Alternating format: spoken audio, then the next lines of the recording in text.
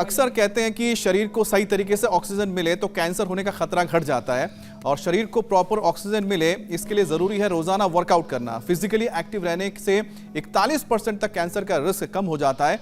तो स्वामी जी ये बताइए कि कोरोना का जो डर भी है लोगों के बीच में, ऊपर से कैंसर का रिस्क भी है, तो जो लोग बिना फिजिकल एक्टिविटी के वक्त निकाल देते हैं तो योग अभ्यास के साथ साथ उन्हें और क्या करना चाहिए ये भी ज़रा समझाइए। सुबह उठो, जागो और भागो, दौड़ लगाओ। और जो दौड़ नहीं लगा सके हमारे साथ दंड बैठक लगाओ। देखो ये सब लगा रहे, छोटे बच्चे भी और बड़े वाले भी तैयार हो गए अब तो। और ऐसे ऐसे करें। और जो है ये हमारा अमित भी जो है ना, अमित पालित, ये भी जो है, मैं वही सोच रही थी से लगाते हैं। कि ये यहाँ पर एंकरिंग क्यों कर रहे हैं, इनको तो यहीं पर आ जाना चाहिए था, फ्लोर पे ही होना चाहिए था हमारे साथ। कोट उतार के आप लगाना शुरू कर दीजिए। वैसे स्वामी जी काफी एक्सरसाइज हो चुकी है, अभी पहाड़ों से लौटा हूँ, कई हजार फीट की ऊंचाई पर थे, तो वहां पर तो 2-3 कदम चलते ही हालत खराब हो जाती है, इतना ऑक्सीजन की दिक्कत आती है।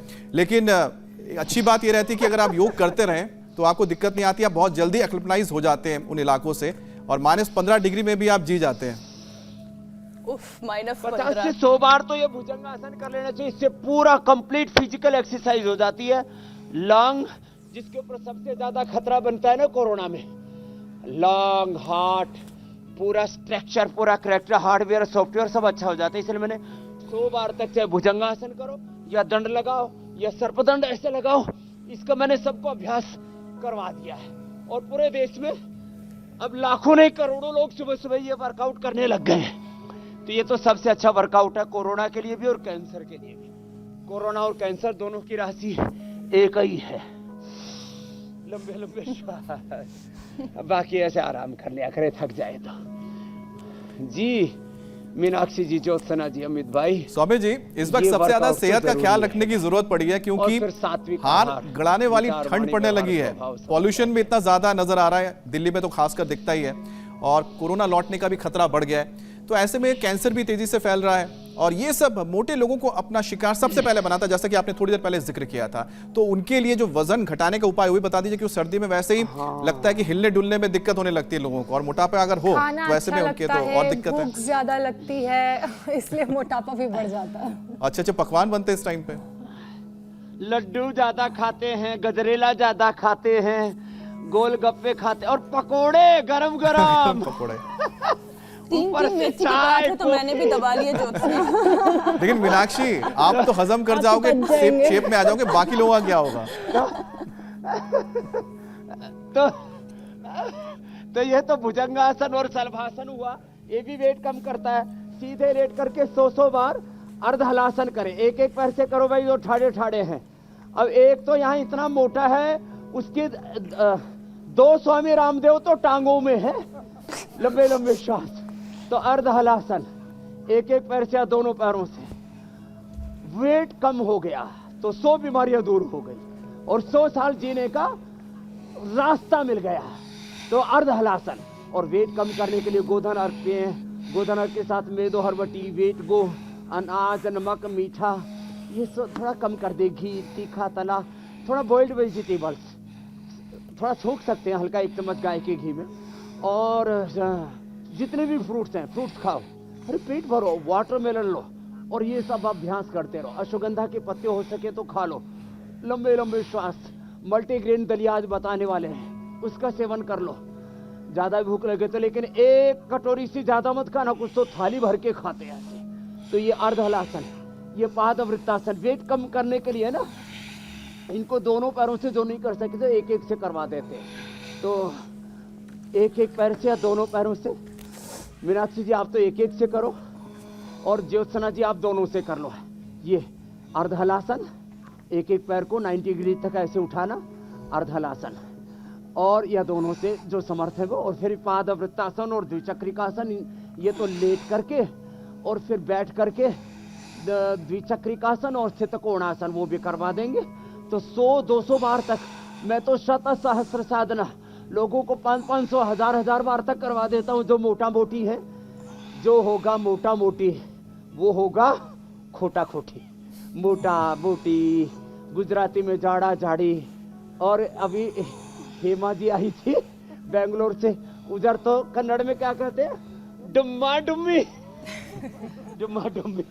चलो बैठो, ऐसे कोई डुम्मा डुम्मी नहीं रहेगा। तमिलनाडु केरल तक तो पहुंचते मोटा मोटी को गुंडा गुंडी बोलते हैं उधर।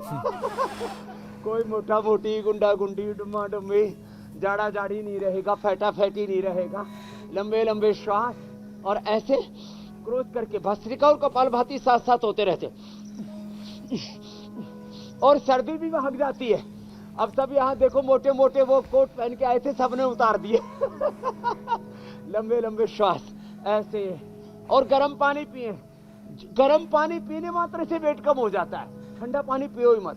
मैंने करीब 30 साल तक ठंडा पानी पिया ही नहीं, अभी भी नहीं पीता। थोड़ा बहुत सर्दियों में, गर्मियों के अंदर थोड़ा बहुत घड़े का पानी कभी कभार पी लिया, नहीं तो मैंने कहा कहीं पित्त ना बढ़ जाए। 30 साल से लगातार गर्म पानी पीने से ही। और पेट का देखो, हमने कचूमर सा निकाल रखा है। ये पेट भी परेशान रहता है, ये सोचता होगा किसके पल्ले पड़ गया। सुबह से शाम तक घोटा घोटी रखता है स्वामी रामदेव, ठोका ठोकी रखता है। चक्रियासन में भी, कपालभाति में भी, और भस्त्रिका कपालभाति साथ ही साथ चल रहा है। ऐसे सब खूब आनंद से कर रहे हैं। ऐसे खुशी से रहा करो, मस्त रहा करो। वैसे मोटे तो वैसे भी मस्त मोला होते, बोले समझे हम तो पानी पीते, वो भी घी की तरह लगता है। तो फिर थायराइड की प्रॉब्लम होती है, तो थायराइड की प्रॉब्लम है, चक्की घुमाओ। तो फिर तो मत्स्यासन, ऐसे ये ऐसे मत्स्यासन, और थायराइड के कारण से मोटापा हो तो देखो उनको सर्वांगासन, ये और ये हलासन ऐसे, और इसको बिना सहारे के भी ऐसे, ये ऐसे कर सकते हैं। और बैठ करके ये उष्ट्रासन ऐसे, और फिर ये सिंहासन। चलो एक बार दाड़ो सब।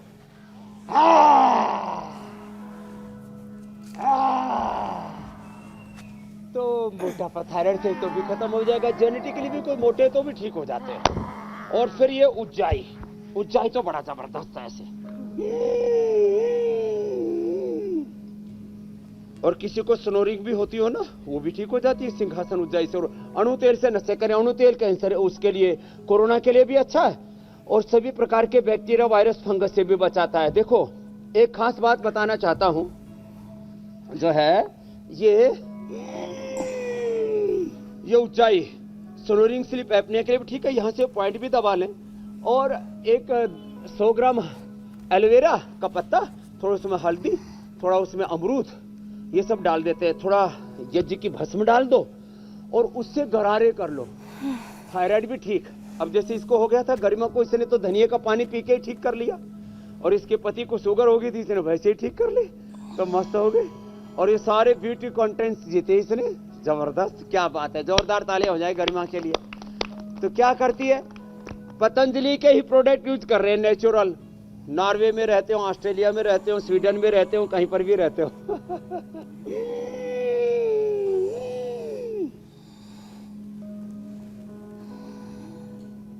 और जो योग करते हैं ना गरिमा की तरह, 40 के होकर के भी 25-30 के ही नजर आते हैं।